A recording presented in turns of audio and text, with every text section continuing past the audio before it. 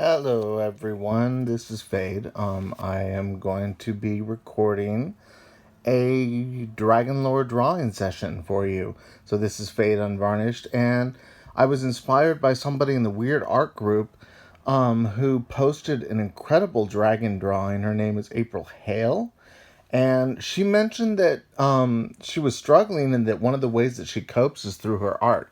So I'm going to start drawing dragons. I don't think I'm going to do as well as she did, but I'm definitely going to start. And I'll discuss some dragon lore because dragons are incredible creatures. And believe it or not, they lived on Earth long before we did. We just call them dinosaurs. But when you think about it, there have been ages and ages of evolution throughout history where people don't really consider, part of Earth's history. But in fact, there were giants and all sorts of giant bugs and dinosaurs and creatures that lived on this Earth that may have evolved to be very intelligent and were critical stages in organic evolution on Earth. And see, I'm drawing the studs on the tail right now. That we totally overlook because we're so self-centered as humans. We only see our own history, our own brief history on Earth. And it's really quite narrow vision that we have to not realize, oh my gosh, there really were dragons on Earth. And who knows, maybe they even existed with humans for a while. So there might be some background noise, but I'm just gonna discuss things and draw while I'm talking to you because I haven't posted for a while and I haven't done much lately because of my phone. And I do have to warn you guys about the vaccines, even though I agree with some of the ideas of I think we should be vaccinating, but I got really sick off of my last vaccine. So if you're going to vaccinate, be very careful because you might get sick. I mean, I'm not trying to discourage you from vaccinating if that's what you're going to do. I'm just saying I got very sick for the last 3 days off my vaccine. So I'd be watching that. But speaking of viruses and vaccines, viruses were critical to our evolution. All the different stages of life on Earth, all the anatomy that we're drawing right now, everything that we do, it evolved by periods, ancient periods of epochs and aeons where creatures breeded and fought and ate each other, lived and died and got burnt to cinders and evolved to change and adapt to that environment. And here we are as humans, the result of all of that evolution.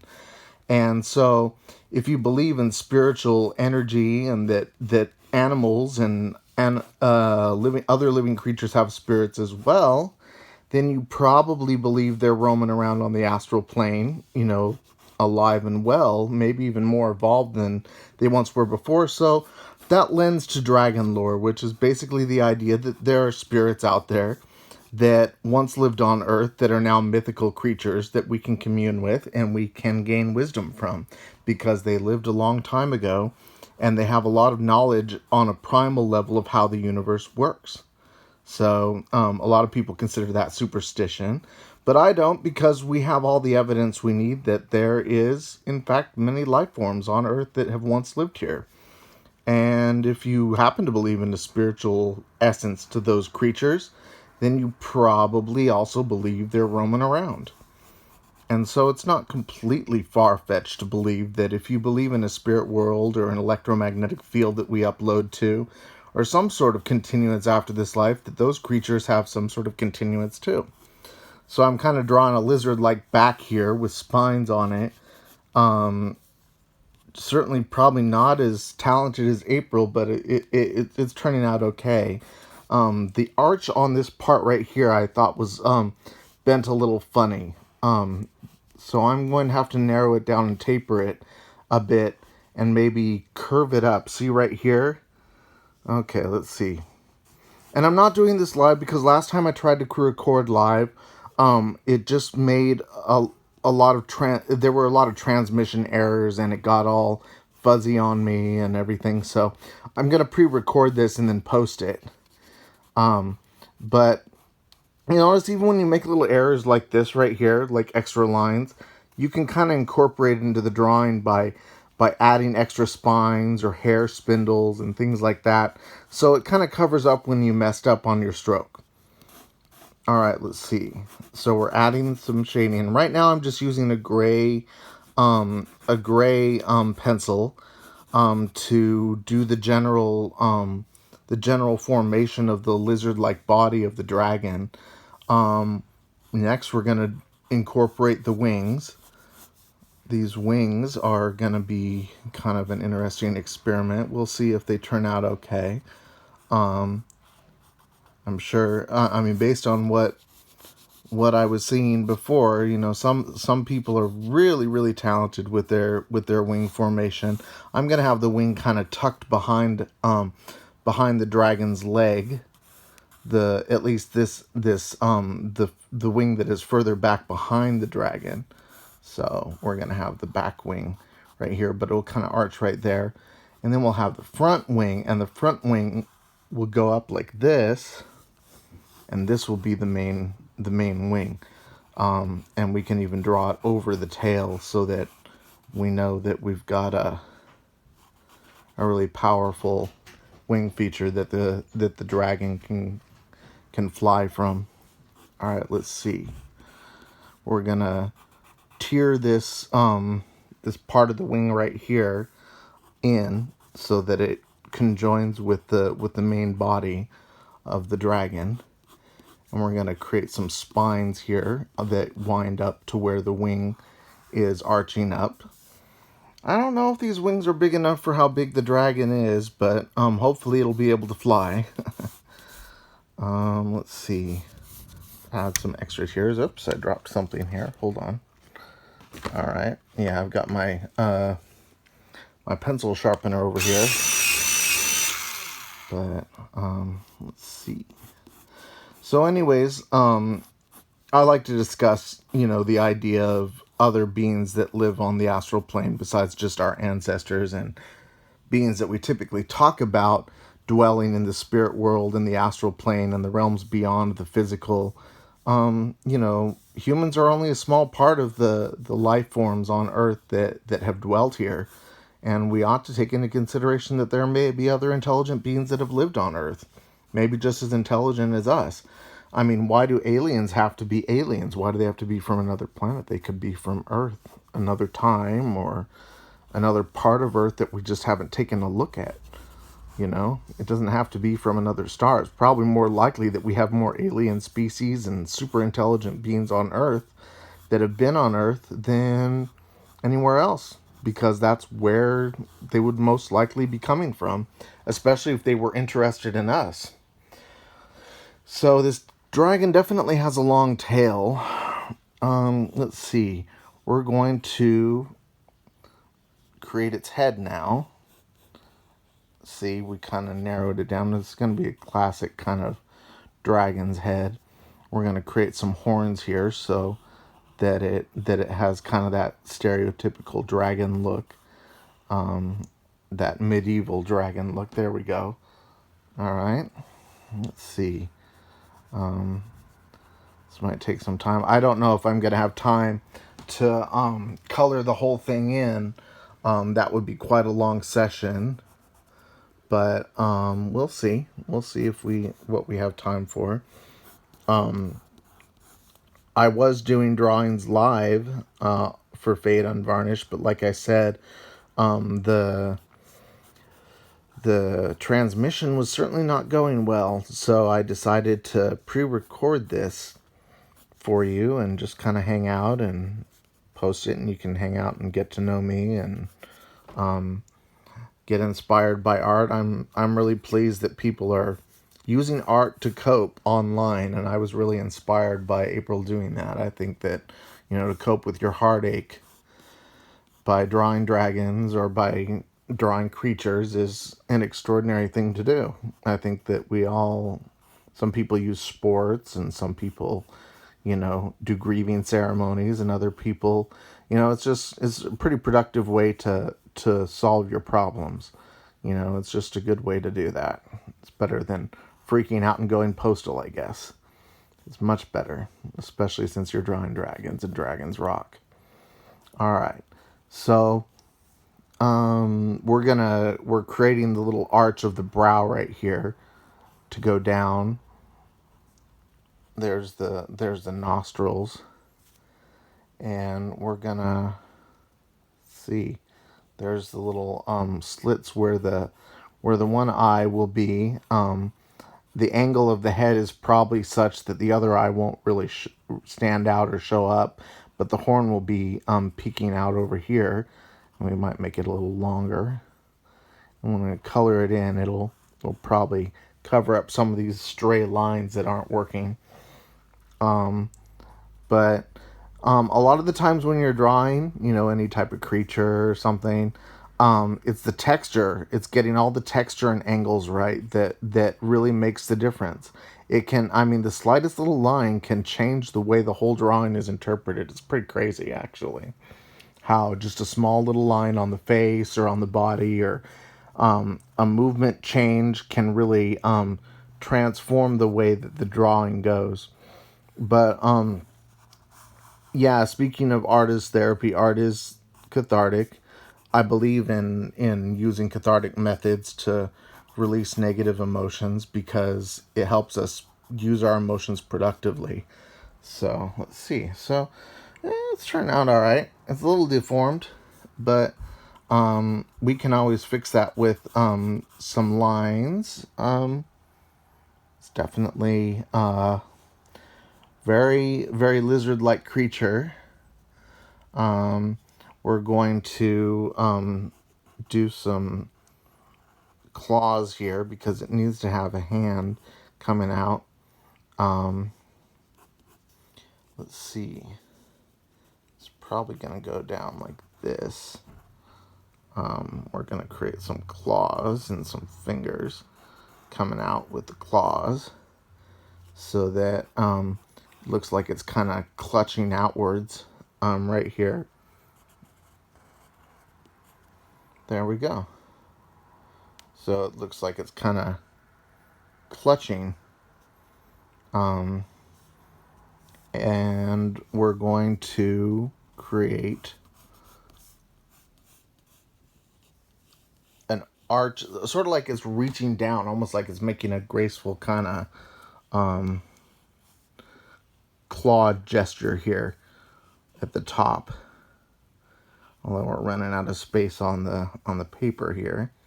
Let's see. But anyways, so yeah, I got really sick from my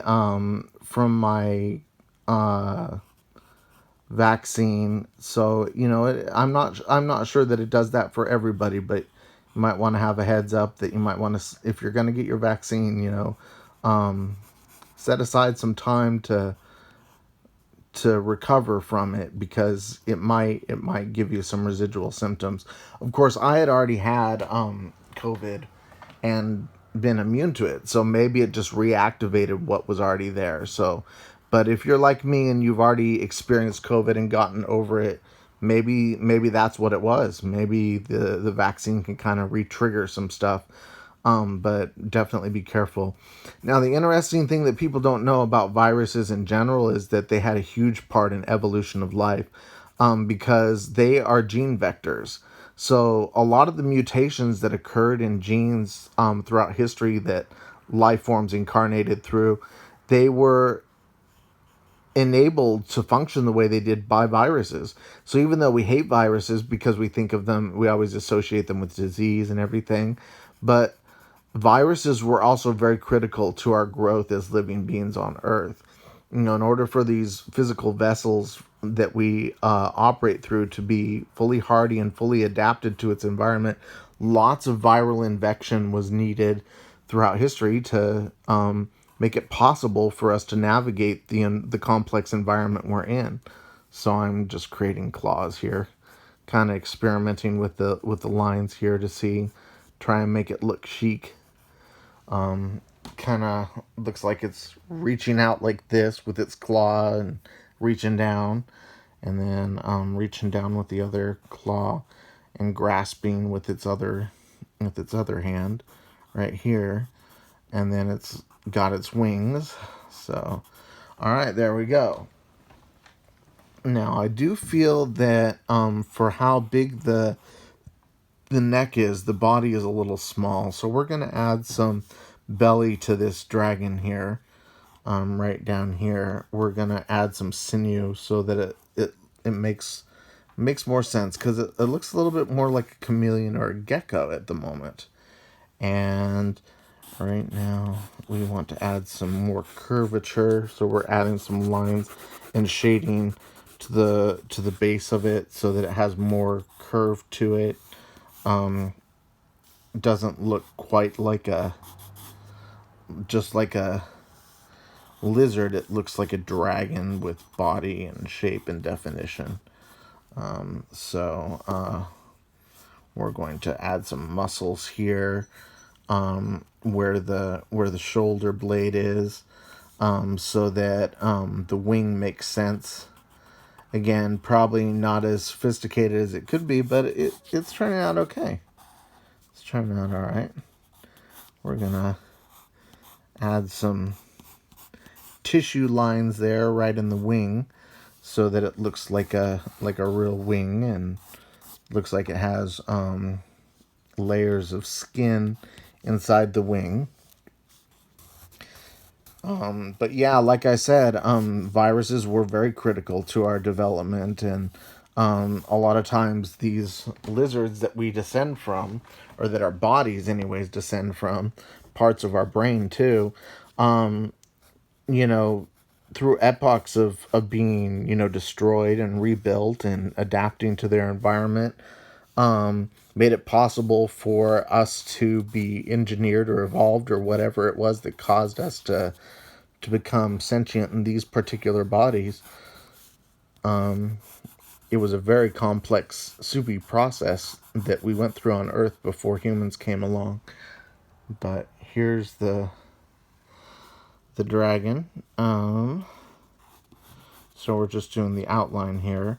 We're gonna kind of torsion this down so it looks a little bit more like a leg. This is the nice thing about being able to use a lighter pencil before you start filling it in, is that you can kind of take liberties with the form of the drawing.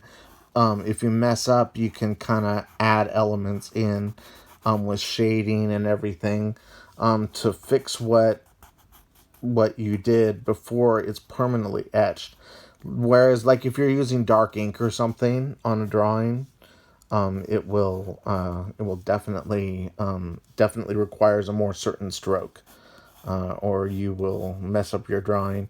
But even then, with ink, you can kind of ameliorate lines when you mess up, so that if you do make a wrong line when you're using ink and you're drawing, say, a dragon or something, you can kind of incorporate that line so that it doesn't look so out of place. So I'm drawing kind of armored plates here around the ridges of where the dragon's spines are, so that let's see, so that it has some definition and texture to its back arch. And how this is done is kind of it's just layering on of textures and layers over time. And also, see, like, you can kind of ladder up shadows to give it more of a realistic effect. But we're not really filling in the colors or the shadows yet, because we're just doing the outline right now. And sometimes, and I'm going to sharpen my pencil here. But a lot of times, people don't realize that they think left-brained with their, and I hate to use that term left-brain, because it's not a matter of left or right brain, but they think logistically about how they're drawing and in symbols, rather than seeing it for what it is, which is like, okay, there's a shadow here and there isn't much line there, but then there's a line over here. People just think, oh, line. And that's what makes kind of the difference between a more detailed drawing and just a drawing that looks like a symbol of a drawing. is looking at it from the shadowed perspective and maybe thinking, oh, this isn't just a line. This is a series of shades and semi-lines. And that takes time to kind of see. But once you get that down, it makes it a lot easier to draw dragons and things that have lots of texture into their skin, because you're able to look at it and you're able to see that it's light. It's the illusion of light that you're creating, not the illusion of lines, so to speak. The lines just kind of act as guides. See, like this whole, and you can see this whole part is going to be shaded a little bit, marked with shadowing, because obviously the light is probably going to be hitting right there. So the light line is right there. And then you can draw little shadows right here, because the light is at its apex right here where the spines are. At least that's what I decided. You can draw light from any angle, but this seems like the most natural angle for the light for this dragon. So see how that kind of makes it look like it's got a worm tail kind of coming out that is, there you go. Let's see, we're probably going to have to do some erasure there, because I just broke my own rule and did a flat out line. But we can kind of blend that in and make that look natural. There you go. But everybody in the metaphysical community seems to have a fascination with dragons. I can't blame them, because dragons are very powerful symbols, especially in Middle East, or in Eastern and Asian cultures. The dragon was just a huge power symbol, and we've come to kind of stereotype that nowadays. But really, dragons have always been a symbol to us of primal power and primal intelligence. And it's debated as to whether they ever coexisted with humans, but I think they obviously did. I don't think that that they necessarily breathed fire, but there was certainly myths around that, and some of them did breathe vapors and poisons and various venoms. But people mistype reptilian entities as being primarily hostile and predatory. They are defensive, and when they're hungry, they can be predators. But reptilian beings are primarily very peace-loving beings. They just want to be left alone. They don't want to be treated in a hostile way. You notice even snakes and cobras, they're only hostile when they're hunting or when they're threatened. But elsewise, they just kind of sit around all day and meditate in the sun or in the water or wherever their natural environment, their natural homeostasis is best at. Because, believe it or not, reptiles are very peace-loving creatures, and people don't know that about them. So if you're ever doing any sort of ritual or artwork or depiction of them, remember there's a whole peace-loving side to the reptile world that totally gets ignored by the mainstream media. In that people even in the pagan community don't realize, oh well, dragons are power dragons, but they're also serenity.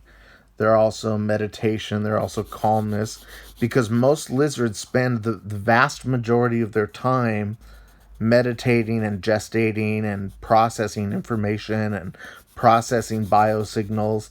That's how we got a lot of the natural homeostatic and hormonal enzymatic processes that we have in our body, is through the ages that reptiles that preceded our bodies just gestated there. They ate, maybe once in a while and adapted to the heat changes. And that's how we get a lot of the homeostasis in our own body, is all the creatures that went before us, that before our species came along, just meditated in the sun, meditated in the water, and adapted to their environment. So there's a huge underestimation of dragons and reptiles and snakes, of how peaceful and how harmoniously balanced they like to be. They like to be in peace all the time. They're just very vicious when they're attacked, or when their peace or their harmony, their equilibrium is threatened. And that's what people know them for, is being hostile because humans like to disrupt the balance.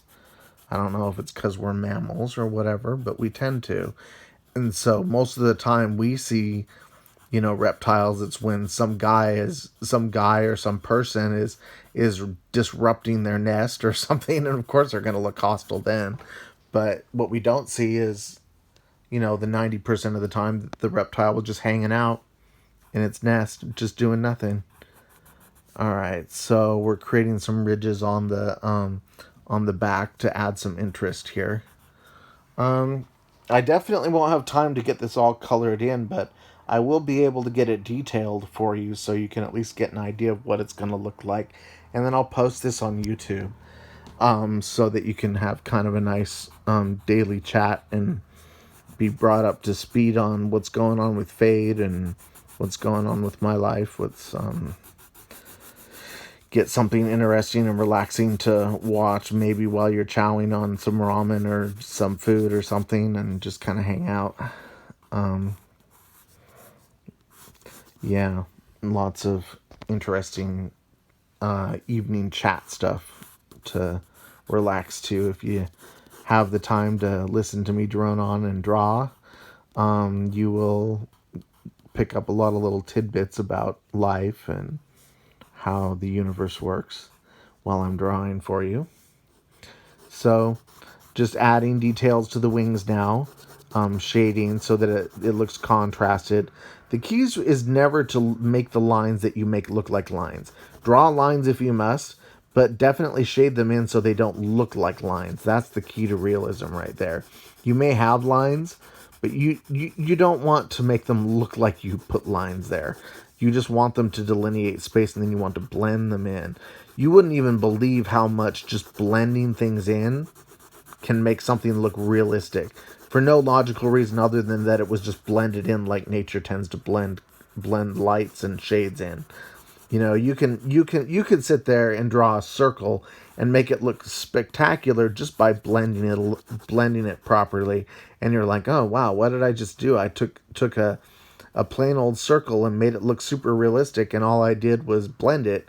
Well, that's because in nature things tend to blend shades like that, so you'll get a lot more realistic drawing just by blending your lines once they've been drawn, or if you even draw them at all,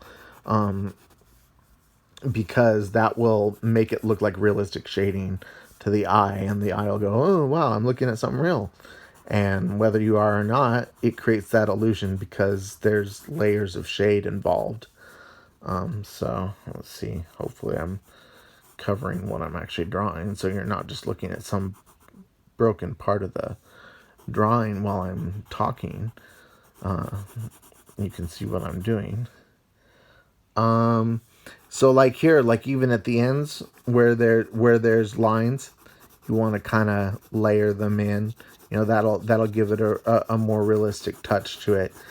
So even though there were lines there to delineate space, you've created some shadows that blend those lines in and integrate them into the drawing. That's really cool. I feel kind of like Bob Ross right now, except the wizard version that's always talking about science and metaphysics while he's droning on about the dragon he's drawing. I do not think this is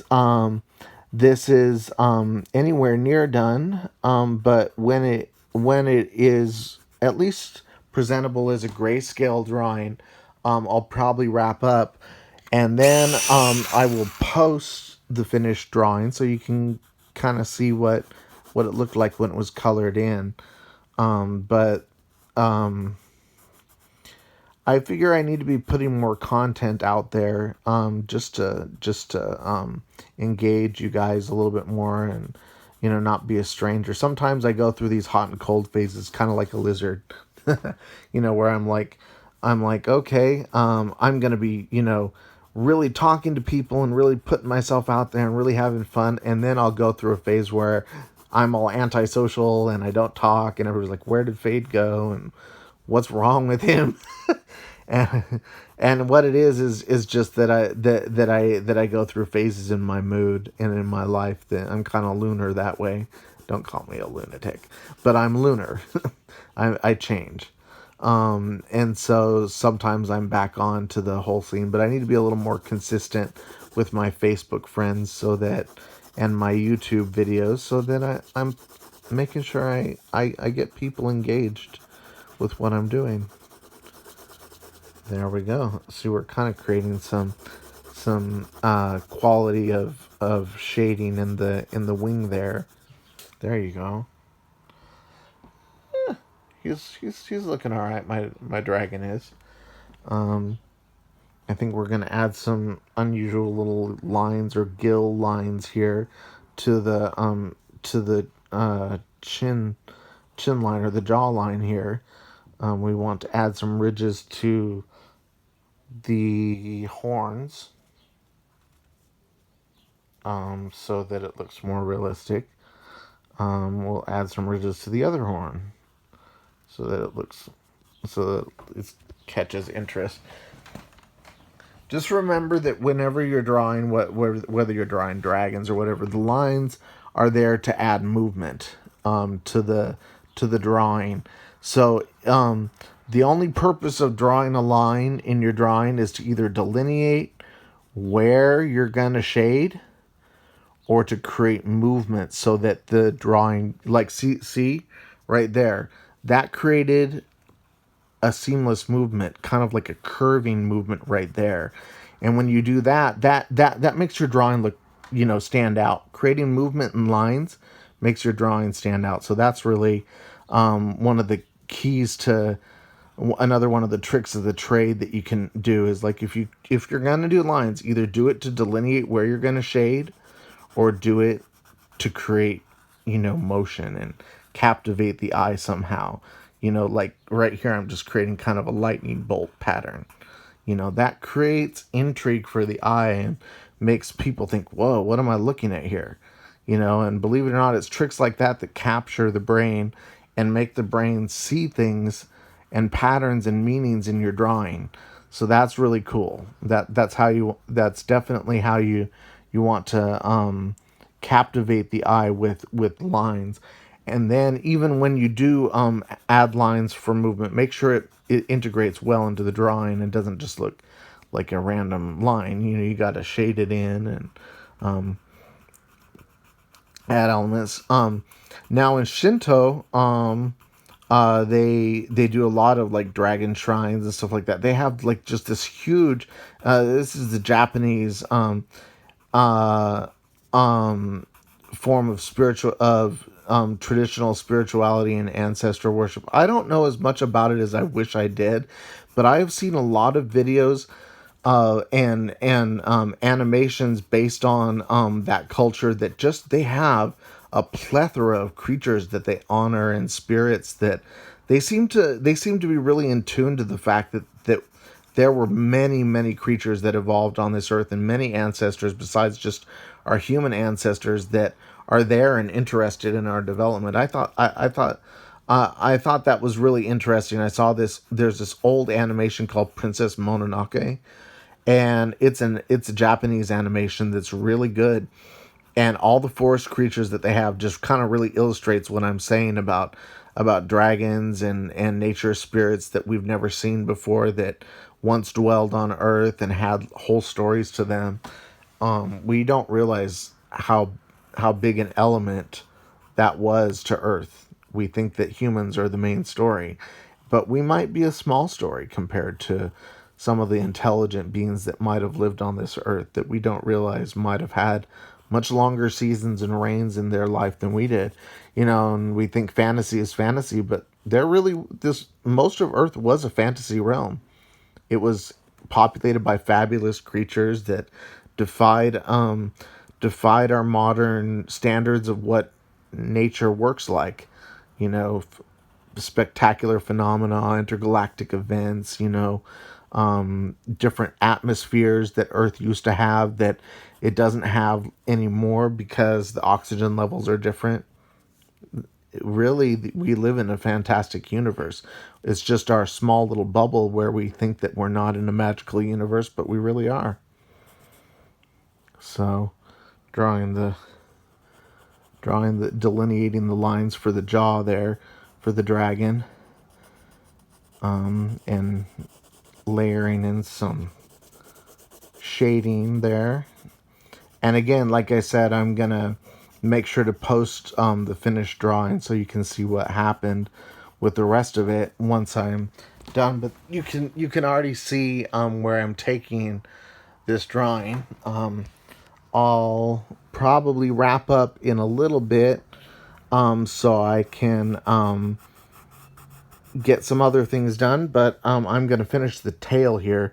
The tail is kind of tucked behind the wing because the wing is ahead of the tail. But here we are. We're delineating space right now. All right, so let's see. Let's add some shading here, and we want to make sure that this looks kind of like an armored plated tail because that goes along with the rest of the theme of the tail, which is that it's got lots of spines and ridges on it, and is kind of plated, and maybe has kind of like a carapace or a shell, like a lot of traditional medieval dragons. You know, their scales are hard to pierce, and their armor is hard to pierce. But here's the tail. We're layering in the shading on the tail, so it looks, you know, it's got the three-dimensional quality to it, because this part right here is dipped in behind here, so it's going to be a little bit more shaded in this part, but not quite as shaded in as this part. So that's how we create kind of layers of reality there in our little drawing, and even it out. There we go. Yeah, and it's kind of funny how some things that would seem like some ideas that would seem counterintuitive actually make things look much more natural than what you would think, you know. But I'm going back. I tend to be a little bit sporadic with the way that I draw. I tend to jump from part to part because I don't know why it is. It has to do with the way that I process when I draw. I tend to think of how elements balance out on the page rather than completing one specific segment in sequence. I know other artists who are like really, you know, they'd have the whole head detailed in before they even started on the rest of the body. I'm not like that. I'm more like, does this balance with this? And does this make sense with this? And is this interesting to me right now? That's just the way I draw. But there's a bunch of different techniques on how to get similar results, or even maybe more photorealistic results. But this is how I like to do it. So we're kind of shading in right here so that there's a difference. We want to make sure that they can see that there's a horn right here coming out of its head, so we have to shade in the details there. And we definitely want to add some delineation here where the body is coming out of the back ridges. I feel like I have not quite given as much life to the legs as I need to, so I'm definitely going to need to do a little bit more work there to make the legs look more natural, because I feel like, there we go, that's a little more natural, but I feel like I've kind of neglected its legs and maybe made them a little bit mishappen. So what I want to do is to make it look a little bit more natural. I'm going to want to curve it in a little bit, and maybe angle the knuckles differently. See, I'm adding knuckles here because this is the way that it would be shaded if it was tucked behind its back. It wouldn't be angled outwards like that, like a hand up here. It would be tucked in more so, like this, and probably shaded a lot more because it's hidden. So the claws would be shadowed and kind of shadowed in, and I can color that in and delineate it more so it doesn't look so vague and amorphous when I'm done. But that makes the legs look a little bit more tucked in. You know, it doesn't make them look perfect, but it makes them look more tucked in. We want to shade in this part because obviously it stands out too much instead of blending in with the rest of the drawing. There we go. All right, so So this is how you kind of start a dragon drawing, and I hope that the person that inspired me, April, to draw this and do this little segment feels better. And she does awesome dragon drawings. I was really impressed with what she was doing on Weird Art Group. And really, there's some stuff in Weird Art Group that is not weird at all. It's just spectacular. So definitely check out that group. All right, okay. Well, I'm gonna that's my beginnings of a dragon, and this has been Fade Unvarnished. So I will post the rest of the dragon for you later. Hopefully you enjoyed this. Have a great day.